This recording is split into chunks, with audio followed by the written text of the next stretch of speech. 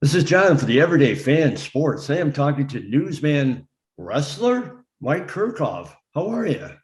Very good, John. How are you? Good. I got to get to that wrestling part. That's the main reason why we're talking. But before that, let's get into a little bit. Could you tell us a little bit about your career?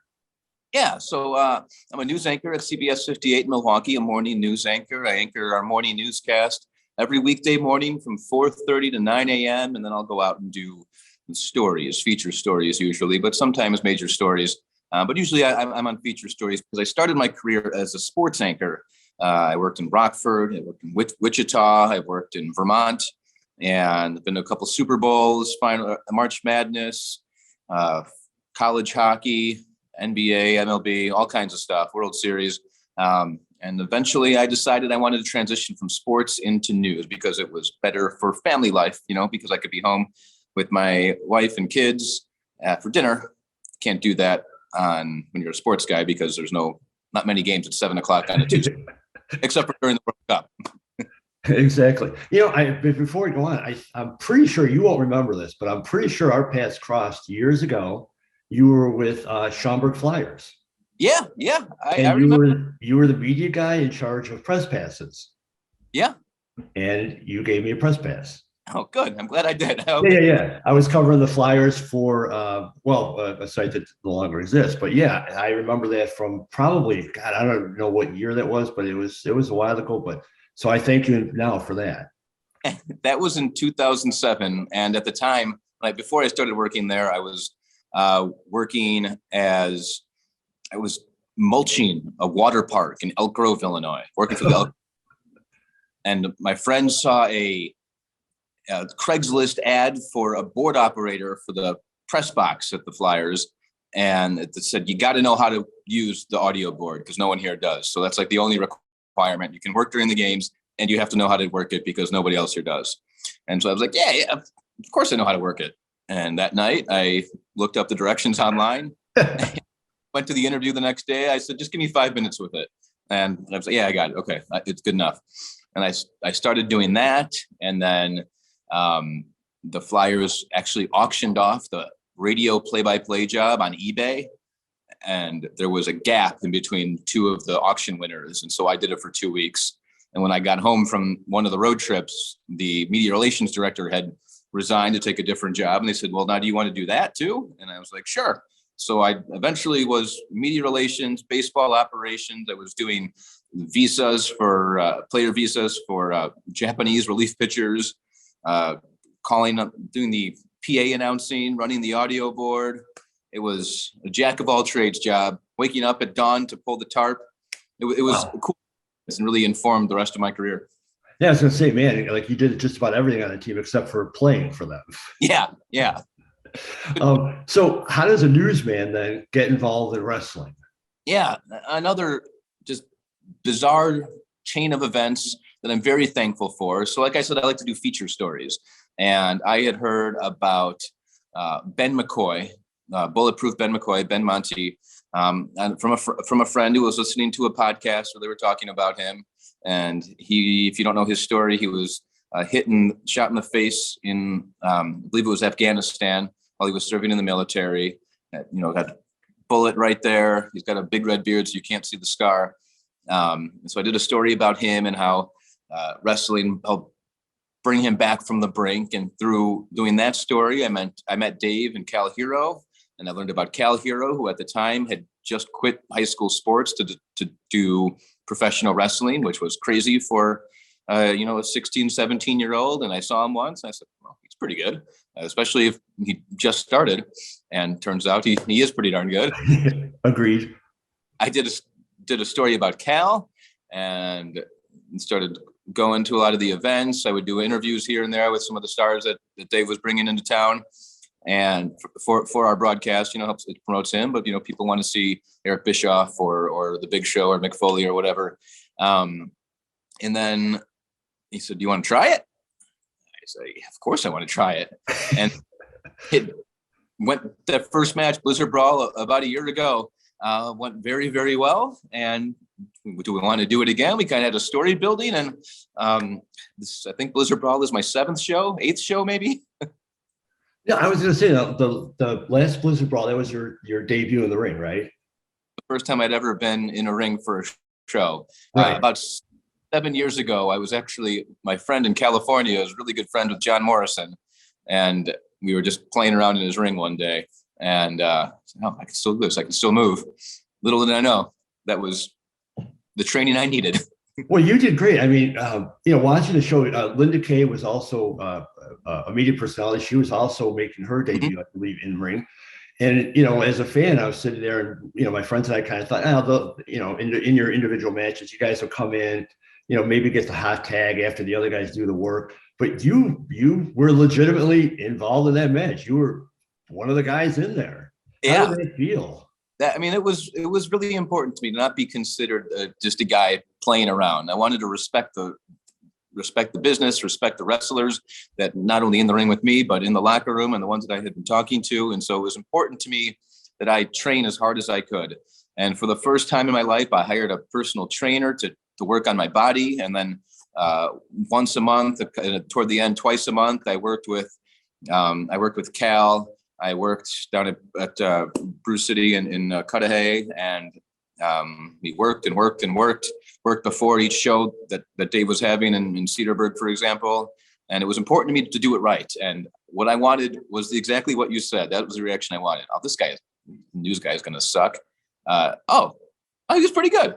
And that was the response I wanted. And that's what I got. And good enough that they asked me back. Well, I didn't think you would suck. I just thought you wouldn't, I just thought it'd be more of a cameo appearance. Yeah. I understand that. And I wanted to really surprise people, because I didn't even tell anyone except for my boss here at the station, my wife, and Dave and some of the wrestlers I was working with. I didn't tell anyone what I was doing, anyone that I had been working as hard as I could training, both in ring and in the gym. I didn't tell anyone about any of it. And so when they saw me with my shirt off for the first time, they saw me doing stuff, all my friends were shocked. My coworkers were shocked. So yeah, I'm sure you were focused on the match and your role in it, but was there ever a time where you were maybe standing on the apron or in the ring where you kind of looked around and went like, oh, this is, because I know Blizzard Brawl, that place was packed and there were screaming fans. Did you ever like kind of soak it in and go like, wow? I really, especially when I came out for the first time, when I came out from the curtain and the crowd was behind me already. And afterwards, when I jumped up on the turnbuckle and pulled my singlet down and flexed for him, that was really trying to take it in right there. But there's a behind the scenes photo of the Gun Club and I talking, and Al Snow in the ring talking, kind of going over the show. And as I look back on that photo, which happens all the time now, but at that time, I'm there with Al and the Gun Club, and I'm like, this is so surreal. I look back in the photo, and at that time, just remember what I was thinking pre-show, before anyone was in the arena, and it was cool. It was really cool. So December 3rd at Waukesha County Expo Center, Blizzard Brawl, you're going to be fighting Kevin Thorne, Mordecai, big dude, experienced wrestler. What are you feeling about that? Yeah, I mean, not only am I fighting him, it's also my first singles match, which I've been all tag team up until this point. The trios at the start, and then Al Snow and I tagging for a while. And Kevin Thorne is a big dude. He's choke slammed me a few times, and I've certainly felt it. We've been telling a good story the past 6 months, and I'm really excited for the fans to see it and to see what I've been working on, because I've been working even harder than I was the first time. Have you gone back and watched some of his old matches just to kind of get a feel, or do you kind of going in for? I know you've been choke slammed by him, but other than that, yeah, I've been watching his old matches to kind of get a feel, because up to this point I've only dealt with Kevin Thorne. Now I'm dealing with Mordecai, so I've gone back especially to look at what Mordecai does and who Mordecai is, and he comes out there in the all white, and he's already told me he's going to make me pay for my pride. We'll see about that though. And what does your future hold? Are you will there be more appearances? Hopefully this isn't the last. Well, it's a retirement match, so it could be the last for one of us. Hopefully there's a lot more after that. My wife has asked me the same question, John, and I've been like, I don't know. It's been going pretty well. I hope it keeps going. Well, in wrestling, I mean, retirement matches, with no disrespect to Blizzard Brawl retirement matches or wrestling, but retirement's come and go, and things could change. Yeah, people come in and out of retirement all the time, and we here in Wisconsin certainly know about that. Don't bring up the Packers with Mike Bears. You guys have had enough fun with us over the last 3 decades or so. So, but who would you say your wrestling guys are, like either past or present? Who are the guys that you really like watching?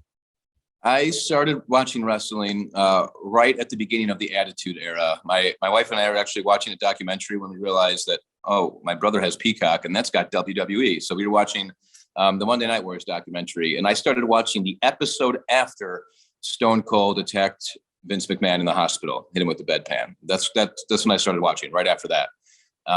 And so for me, it was always The Rock, and then Kurt Angle came, and I loved Kurt Angle. Kurt Angle was my absolute favorite. So Angle, Rock, Austin. That's when, in the time that I watched it the most, it was those 3 guys. And without revealing any secrets, unless you want to, do you have a finisher move set for this match? My finisher has been the Stone Cold Stunner. I've been Iron Mike for a long time. We did backyard wrestling with my buddies in high school, and at the time, even then, 20 years ago, I was Iron Mike, and even then, 20 years ago, my finisher was the Stunner, and we still have that video of those stunners, the Iron Mike Stunner. And in fact, the same night as Blizzard Brawl is the regional Emmys, for which I am nominated for Best Sports Story for the telling of the first Blizzard Brawl and the training and the secret training and the match and storytelling and the Gun Club and the Express and Kevin Thorne. And included in that match is video from 20 years ago of when my friends and I were doing the same thing. Well, how cool would that be then to come full circle, win the Emmy that night, especially on that night, for all of it ties in? That makes a perfect story. That's what you can't write a better story than that. Right? That would be a fantastic climax. Unfortunately, I'm not in charge of writing this one, so I don't really know what's going to happen, especially with the Emmys, which are in Chicago at probably the same time that the match is. Well, I don't really have pull in the Chicago media scene, but maybe I'll call some people and see what I can do for you. Yeah. Because I don't know. It sounds like a great story. Before I let you go, is there anything other than Blizzard Brawl, December 3rd, Waukesha? Is there anything you want to promote? Again, Blizzard Brawl, December 3rd in Waukesha, Iron Mike versus Mordecai. And then if you're ever in Wisconsin, or perhaps you're in Wisconsin right now, watch the CBS 58 Morning News from 4:30 to 9 every weekday morning. And even more than that, of course, I want you to watch it. But if you have a story, an interesting story, a weird story, that's what I look.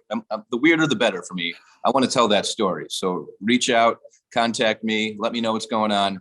And, my passion is telling stories, which is another reason wrestling is one of my passions, because I really, really love the storytelling aspect. And as I've learned the past year, how important the storytelling is to that, especially behind the scenes, it gives me that much more respect. Well, Mike, I really appreciate your time. And it was really interesting getting to know you, because you really do have a respect for the business and for what your role in it. And that's really cool to see. You're not just jumping in it for the flair and the publicity. And I really respect that. I respect your work too. I hope you win the Emmy. That would be such a great story. But either way, I'll be in the audience. I'll be cheering for Iron Mike. You'll hear us. I got front row seats. We're all set. With that, I thank you for your time. I wish you good luck in the match and the Emmy. And I'll see you December 3rd. All right. See you in Waukesha, John. Thank you. Thank you, sir. Take care.